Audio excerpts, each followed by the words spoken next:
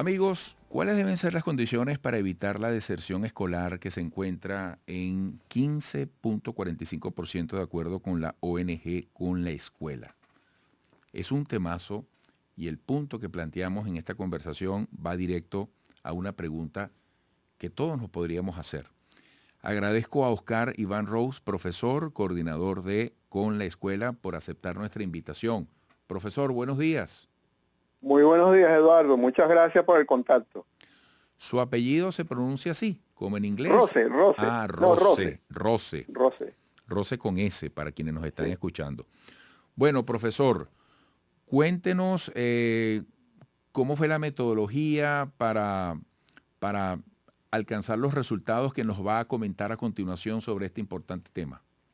Bueno, el contexto es que nosotros somos una asociación civil, venimos desarrollando este estudio desde hace 3 años, se llama Red Observadores Escolares. Este año en particular, empezamos en el primer trimestre, hubo una muestra de 79 escuelas distribuidas en 6 regiones del país, es significativa, y se encuestaron a 460 docentes. La información nosotros lo tenemos directamente del docente de aula. Hay un equipo de otros colegas que van y los visitan, pues. De tal manera que es una percepción bastante cercana y estadísticamente significativa.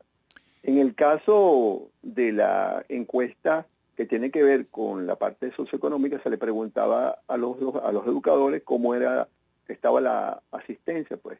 Ellos, el promedio da 15.45 de inasistencia estudiantil, que ellos dicen que sus alumnos inasisten. Y es un problema de la inasistencia multifactorial, pues. Los muchachos faltan tanto por problemas de servicios públicos, concretamente el agua es el que tiene la mayor incidencia que ocasiona la inasistencia, pero también está el problema de electricidad y el problema del transporte. Prácticamente no hay, aquí lamentablemente en nuestro país desaparece el transporte escolar, pero también hay otros aspectos que tienen que ver con respecto a esa inasistencia, pues cuando la escuela tiene problemas a nivel de infraestructura, cuando no hay docentes, el problema de la alimentación, pues eso es otro aspecto que nos sorprende, pues cuando no hay PAE, o sea, el programa de alimentación escolar, porque tiende a ser irregular, no mandan los niños a clase. Inclusive en el caso de los niños más pequeños, los padres van y la madre fundamentalmente va y pregunta si va a haber comida ese día, si no hay, no lo mandan. Eso inclusive en otros estudios se ha demostrado que cuando no hay alimentación, no va. Entonces es un problema que hay que abordar, no solamente desde el punto de vista de los servicios públicos, de la presencia de docentes, sino el problema de la alimentación. Inclusive abordar sobre todo en los primeros grados, pues para un padre que haya PAE, le resuelve por lo menos una comida del día, pues. Entonces sería muy importante que sobre todo los niños de primaria, todos en general, pues pero sobre todo ellos recibirán el PAE para por lo menos garantizar por esa causa que no se inasista. Amigo, estamos conversando con el profesor Oscar Iván Rose, profesor coordinador de Con la Escuela, quien nos habla de un estudio que se hizo en 79 escuelas en 6 regiones y consultando a 460 docentes. Cuando se habla de inasistencia, uno podría preguntarse, ¿es una inasistencia intermitente entre alumnos que intentan darle continuidad al curso o es una inasistencia que puede llegar a ser definitiva?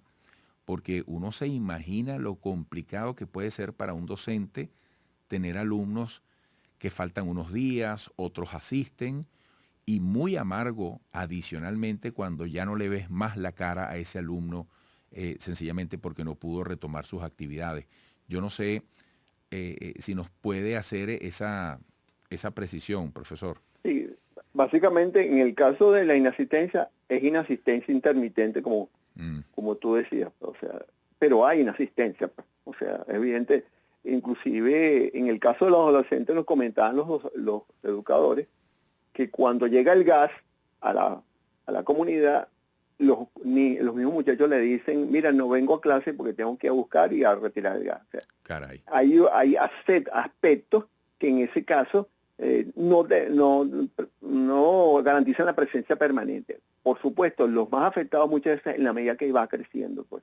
En la medida que van creciendo, cada vez se alejan más hasta que hay un proceso de deserción o no continúan estudiando. Son los más afectados, sobre todo los púberes y los adolescentes, pues.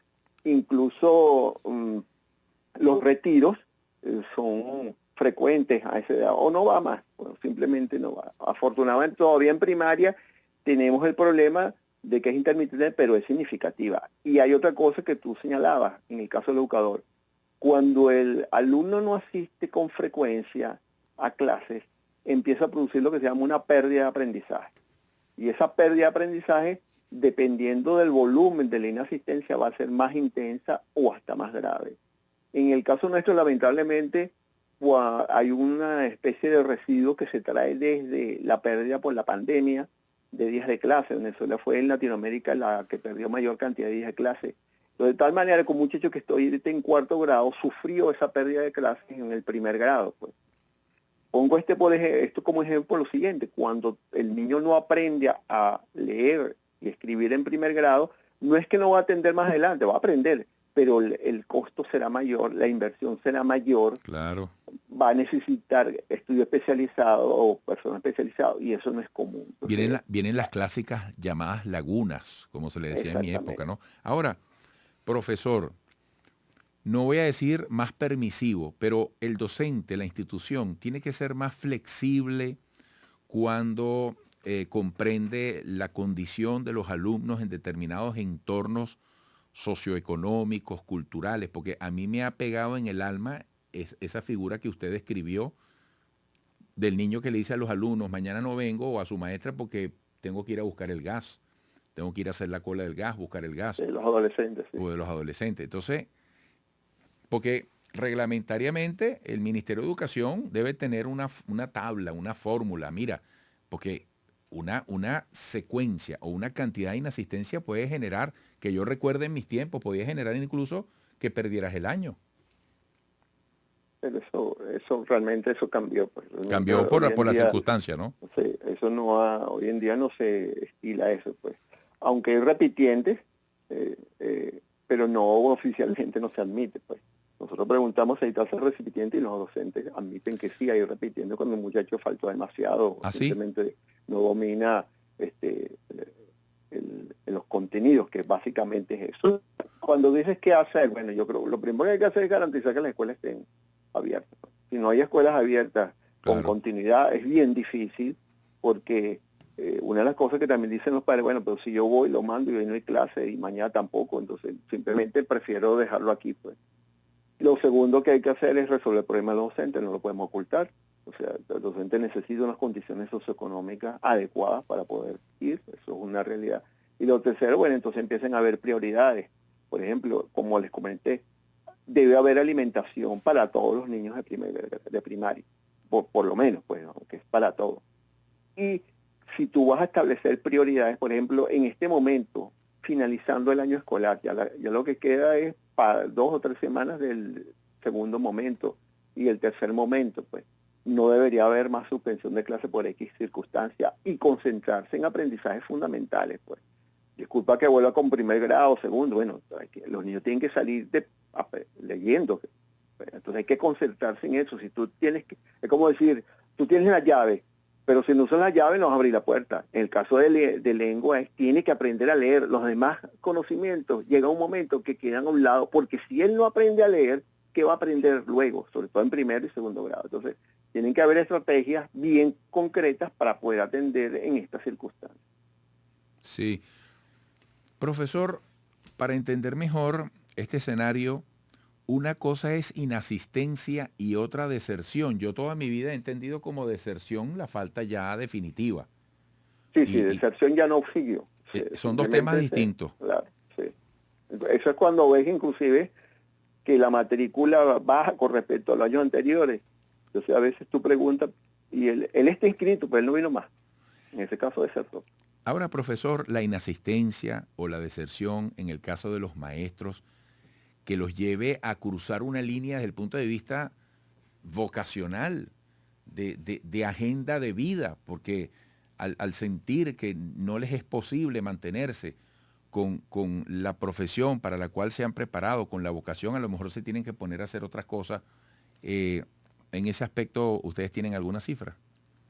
Bueno, yo te podría, básicamente como estos son estudios, algunos cualitativos, yo te puedo decir los comentarios. Obviamente hay una situación con el horario mosaico, pues el horario mosaico es que dice que hay 5 días clase a la semana, pero los docentes dan 2 o 3 pues, por las condiciones socioeconómicas. Me acuerdo un caso de una docente en Valle de Tuy, que ella viva, y yo le preguntaba, bueno, ¿qué te hace venir aquí con estas condiciones tan fuertes que tiene? Me dice, por eso yo vengo aquí por 2 razones, por pasión y por vocación, porque lo que a mí me cancelan aquí me sirve para el pasaje, para más nada.